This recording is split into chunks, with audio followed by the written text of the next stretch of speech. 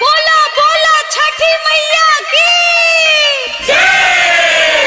SMB production की शानदार प्रस्तुति। माँ वैष्णो रिकॉर्डिंग स्टूडियो दिल्ली।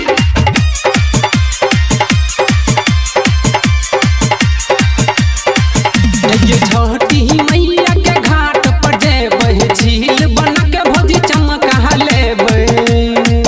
छठी मैया के घाट पर जेबै रनम के हाथ उठेबै। छठी मैया के घाट पर जेबै रनम के हाथ उठेबै।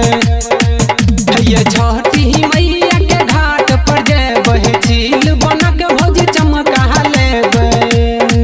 छठी मैया के घाट पर जेबै रनम के हाथ उठेबै। छठी मैया के घाट पर जेबै रनम के हाथ उठेबै।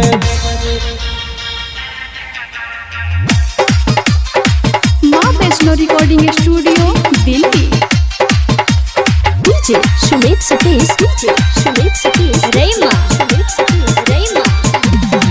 पनमा के घाट पर एहि बेर लागल छै भीड़ ये, लागल छै भीड़ ये।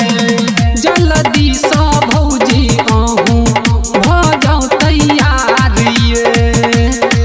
पानि में नारियर लऽ ठाढ़ हेबै रनम के हाथ उठेबै। छठी मैया के घाट पर जेबै रनम के हाथ उठेबै।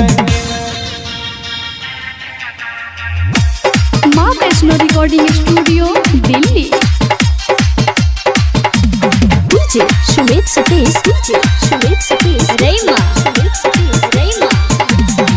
परकस भैया संगे एहि बेर जेबै भौजी घाट पर, जेबै भौजी घाट पर। संग में बम फटाका फोड़बै राइटर पूजा संगे घाट पर। रविंद्र रंगबाज के गाना बजेबै रनम के हाथ उठेबै। छठी मैया के घाट पर